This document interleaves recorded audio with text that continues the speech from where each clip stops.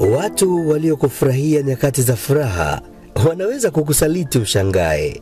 Ikiwa leo ni Dominika ya Matawi, mwanzo kabisa wa safari ya mateso makali ya Yesu, ambaye anasalitiwa na kuingizwa mtegoni na rafiki yake, tena kwa kumbusu.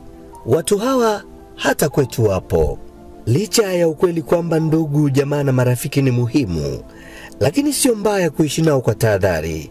Kila mmoja. Yesu alijua fika kuwa atasalitiwa na mwanafunzi wake, na alimweka wazi kabla ya tukio lenyewe. Kwa kutambua usaliti huo, kulimba utayari wa kukabiliana na safari yake ya ukombozi. Ni hayo tu kwa leo ndugu yangu. Nikutake radhi kutokana na hitilafu ndogo kwenye mfumo wa mawimbi ya sauti yangu. Naitwa Isaac na nikutakie Dominika njema ndugu yangu.